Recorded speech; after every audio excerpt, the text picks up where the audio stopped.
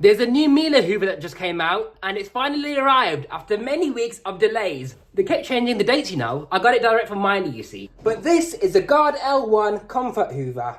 In this video, we're going to find out the exact truth about what this vacuum is really like. Highest performance apparently, hygienic emptying, HEPA air clean filter, and maximum comfort. I'm assuming they mean comfort as in convenience. Hygienic filtration, extra large operating radius, you got handle controls, a comfortable handle, easy maneuverability, extra large brush for hard floors. The dust bags are made from 80% recycled materials, and you got automatic adjustment for suction power. Okay then, let's unbox the Hoover.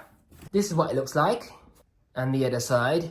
I'm not going to read it, you can just pause the video and read that if you want to. The packaging and the boxing is so simple. This is what I like about Miele. So in this compartment here, you've got all the accessories, literally everything in one box, and then the Hoover comes out as well. This is everything out the box.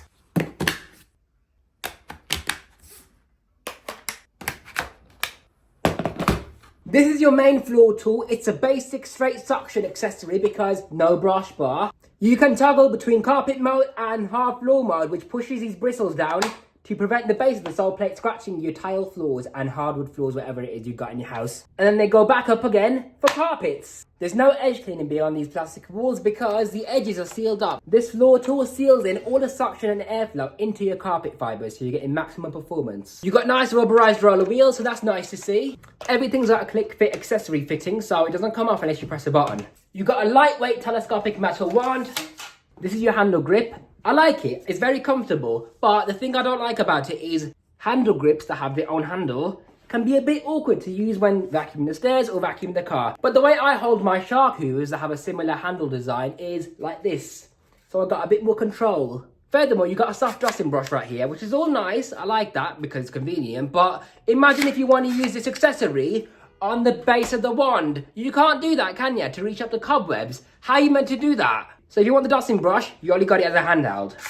These are your handle controls. You've got on and off, boost, lower suction, and I think the A symbol is just to renew the indicator for the new bag and filter maybe as well. I'm really impressed by this pipe design because it's really flexible. Now let's look at the main unit. Now this might be the biggest one that they do, but it's not even that heavy to carry around. You've got 1, 2, 3, 4 swivel casters for excellent maneuverability. So you lift up here to open the bag door. Let me show you this compared to my previous model. So with the C3 style of machines, you got this bag right here, which is securely clipped in a lot of the time, but sometimes it can be a bit stiff. So you have to really lift up on this with force.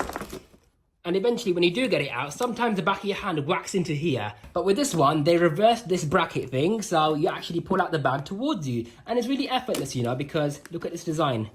You just clip this in and that's it. But yeah, these bags definitely do feel different. They feel a bit more cheaper. It's probably just the new recycled material that they're talking about, but it does feel a bit thinner. Have these still got 9 layers of filtration? I don't know. And inside here, you got this absolute joke of a pre-motor filter. Sorry, what is this? Look at this. I've seen Dyson shrouds have smaller holes than this. So that's not a filter, it's more like a shroud, okay? Or a sieve. And your exhaust filter is right over here. This is the active air clean. Is it active? It's an air clean 50 anyways. It doesn't have any granules in it for odor elimination, but it's a high quality dust capturing HEPA filter. It's got gaskets around it, so that's brilliant. And it just securely pops back into where it belongs.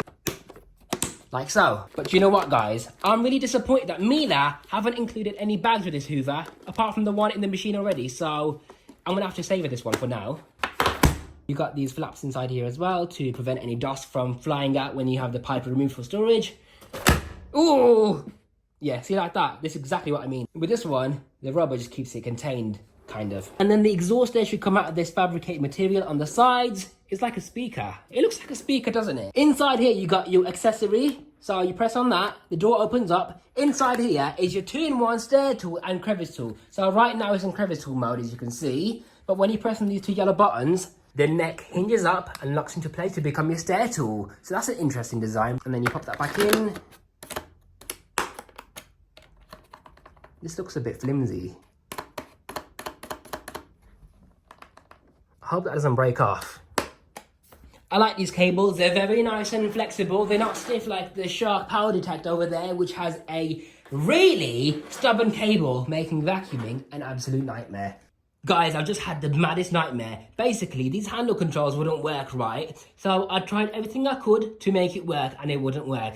I even tried iBasic's advice where he said to turn the machine on, and then you press the boost mode until the handle icon illuminates on the display right here, and it still wouldn't work. All that would happen is two vague looking bars would appear on the display. And I was like, oh, what's going on? Does it need a new battery or what? The light is meant to be flashing. It's perfectly fine. My mistake was not waiting for the bars to disappear. Once the display changed to a flooring mode, and then I pressed boost, that's when the handle actually got paired to the machine. So once again, turn the machine on, press boost until you may see the sliding things appear on the screen, right?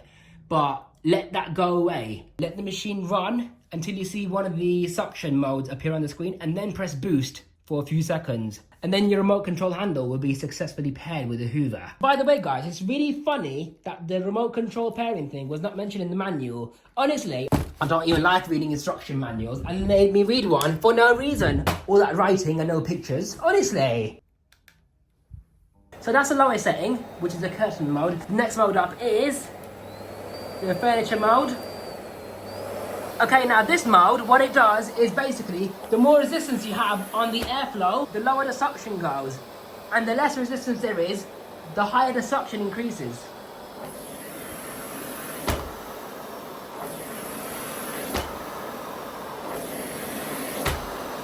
So that's the auto mode. Next one up is carpet mode. And then for the higher suction, you got hard floor mode. And do you know what, guys? This is actually a really nice vacuum to use.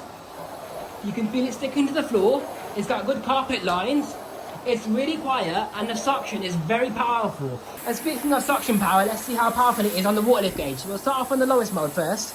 And yes, by the way, you've got the controls on here as well. On the lowest setting, you've got approximately 50 inches of water lift. It says I've got a blockage. Okay, next one up is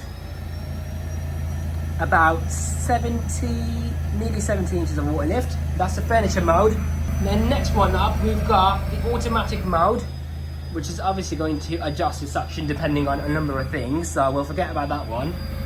Then we got carpet mode, which is pretty powerful at about 90 inches of water lift. And lastly, we got the hard floor mode, which is the most powerful suction, putting an astonishing 110 inches of water lift.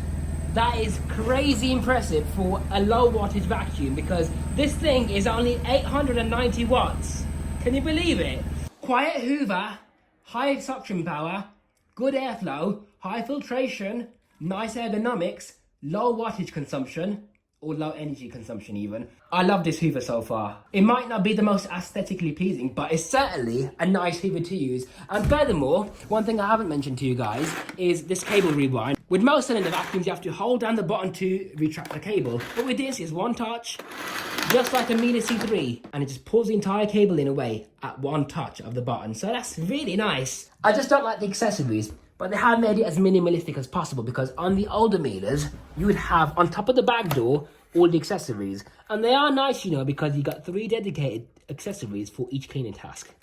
Nothing wrong with that design. I think it was perfect as it was. I feel like the previous Alltech floor tool was a little bit nicer to use because they had a larger roller wheel on the base. This one's only got 2 thin roller wheels, so the thinner the wheels are, the more the wheels are going to sink into the carpet fibers. What I do like though is these 2 rubberized strips, so it can help with carpet pile separation. That's nice to see.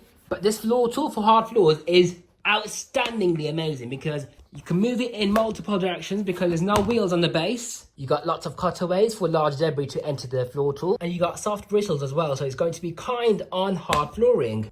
Okay, this is real dust and dirt from a Hoover, and I've rubbed it into the carpet as well with this pneumatic Henry floor tool. Let's switch it on and see how it works.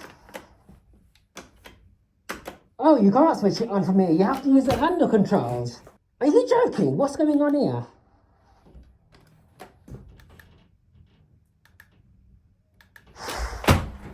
Whoa.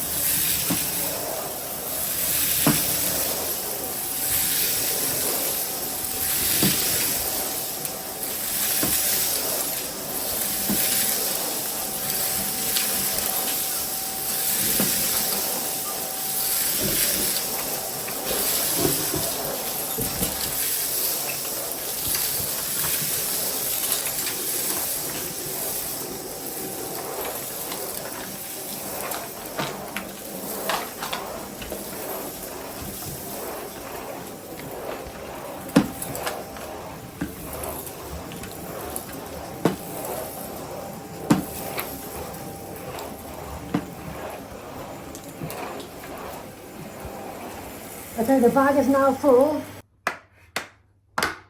This is meant to be self-sealing, but obviously because I've overfilled it, it can't close the trap door anymore.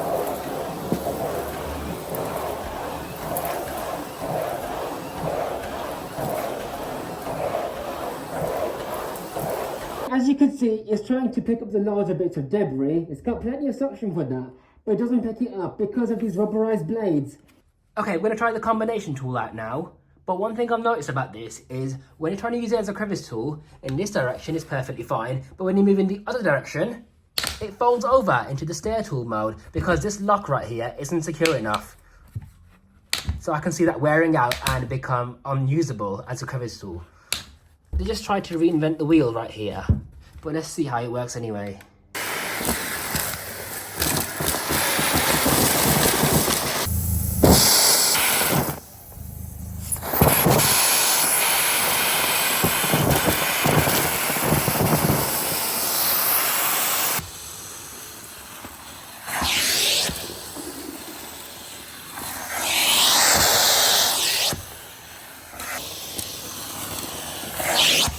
You know, this is better than the actual crevice tool. It's just simple, and this can become your duster. So as you can see, this is on plastic right here.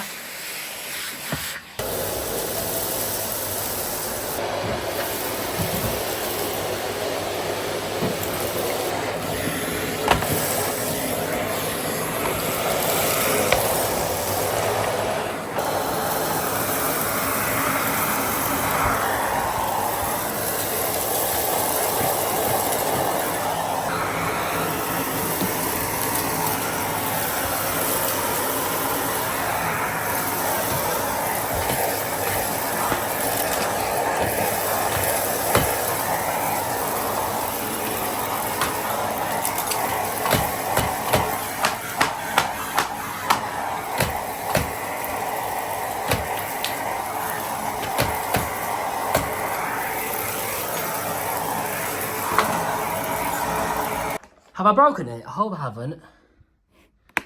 I just pressed this with my foot because I'm used to cylinder vacuums turning off this way. Yeah, it's just unclipped itself. It hasn't broken. To summarise what I really think about the Miele Guard L1 is I think it's got pretty good suction. It's a low wattage machine, so it consumes little energy. I like how quiet it is. I like the automatic mode depending on whatever floor you're using it on as well. The floor tool's nice for attempting to deep clean, but as for surface debris, it doesn't do that well with surface debris, even on carpets, because look, as you can see, I've been everywhere and there's still bits on the floor left over by this Miele vacuum. So it's okay, but not the best. But this Parquet Twister XL, I think it's absolutely terrific on hard floors. It works really well and it's very maneuverable. I'm sure the filtration's great and everything, but I don't like this crevice tool because it can't be used as a crevice tool unless you vacuum in one direction. This accessory door is really easy to pull off and it might break because it just feels cheap and flimsy. And I don't like how Miele don't include any bags with the Hoover apart from the one that's inside the Hoover already. Back in the days, we would get multiple dust bags with any bagged vacuum, but now you're lucky to get even one in the Hoover. Well, one spare even, but you know what I mean. And it's meant to be premium as well. How is that premium? I don't like the other accessory either because it might be a nice dusting brush, but you can't use it on the end of the wand, just like a Dyson Gen 5. And the handle remote control thing was annoying to set up, but we finally done it. With my previous Miele that had a remote control handle, the Blizzard X1, no, it was a CX1. That thing could be used out of the box, even with the remote control handle. It didn't require any setting up. This one, come on. So my overall rating for this vacuum out of 10 would be a solid 7 because they downgraded the accessories and they downgraded the floor tool, and the accessory door on the back of the Hoover feels cheap as well. There's no spare bags and the remote control was a nightmare to set up. This is meant to be a premium machine and there's no turbo brush at all. And I don't like the pre-motor filter that they use because it's even worse than a Dyson Shroud. Although I do wonder, can you use the Miele C3 flat filters behind here? Maybe it can fit, you know, and actually improve the filtration a little bit. And finally, these bags don't seal up properly because, look, it's meant to be a spring-loaded door. There's nothing blocking it. It's just not springy enough to close this seal. So as you can see, dust flies out the bag. Imagine dropping this in the bin. Yeah, I'm not saying bagless is better. I'm just saying that these bags aren't as hygienic as people make out to be. So I would say something like a sea bottle where you got the cap that fits over the inlet is much more hygienic because that seals properly to prevent any dust from flying out. So this is my honest first look and impressions on the Miele Guard L1 Comfort Vacuum.